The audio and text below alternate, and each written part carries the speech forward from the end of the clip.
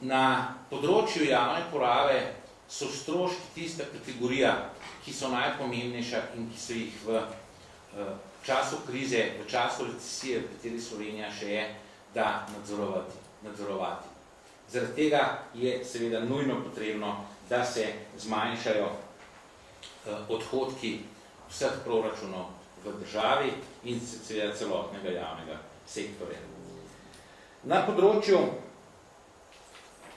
finančnega sistema predlagamo, da se ustanovi tako imenovana inštitucija, poimenovana tudi slaba banka, na katero se bodo prenesle slabe terjatve bank oziroma slabi krediti.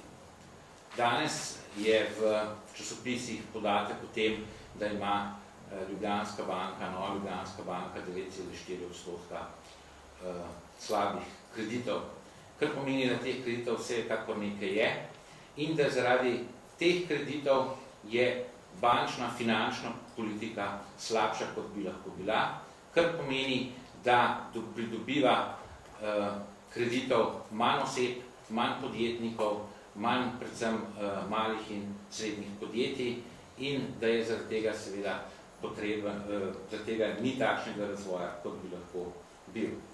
Poleg tega predlagamo plačilo v 15 dneh, se pravi, da državne inštitucije v 15 dneh plačujejo za svoje blago in storitve. S tem bi dejansko spodbudili krog denarja, finančni krog in s tem bi seveda spodbudili tudi to, da bi se zmanjšala plačilna nedisciplina in povečalo zaupanje med poslovnimi subjekti in seveda tudi med vsemi subjekti na trgu. Prav tako predlagamo še nekatere dodatne ukrepe, kot so pavšalna obdavčitev in sicer za vse podjetnike do 100.000 evrov. S tem mislimo seveda, da bi tudi vplivali na zmanjšanje sive ekonomije in na povečanje prihodkov iz tega naslova. Poleg tega je potrebno vlagati v razvojne projekte. Eden izmed teh razvojnih projektov je vsekakor železniška infrastruktura. Tukaj mislimo, da bi lahko šle stvari hitreje, predvsem investicijska dejavnost bi lahko bila večja, tudi če bi bilo manj administriranja in manj birokratskih preprek, ki se na tem področju dogajajo. Reorganizirati je treba poslovanje, tukaj govorim predvsem o poslovanju, ne kot instituciji, slovensko izvozno družbo, SID banko, namreč prepočasi se prilagaja gospodarstvu in potrebam gospodarstva.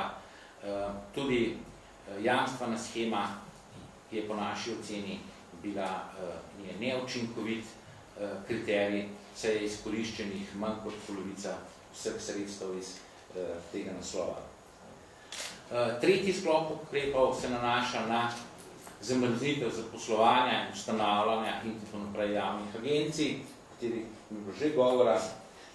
Nadaljevati je potrebno s protibirokratskim programom, uvajati tako imenovano e-upravo in seveda ustanoviti za večjo socialno varnost sklad za odpravnine, poseben sklad za odpravnine ter izboljšati inšpekcijo na delovnopravnem področju, saj gre v mnogih primerih ne samo za kršenje delovne zakonodaje, ampak tudi za kršenje človekovih pravic. To je tisto, kar predlagamo. Nekateri ukrepi so bili že predlagani v prejšnjem sklopu ukrepov, nekaj je novih, nekaj je, da rečem, moderniziranih in prilagojenih sedanjemu stanju. To niso vsi ukrepi, ki so nujni tudi za razvoj države, finančnega in gospodarskega sistema. To so tisti nujni ukrepi, ki lahko izboljšajo poslovno okolje, ki lahko zaustavijo slabo finančno stanje v državi in ki lahko izboljšajo pogoje poslovanja in zaradi tega seveda večjo gospodarsko aktivnost ter večjo konkurenčnost slovenskega gospodarstva.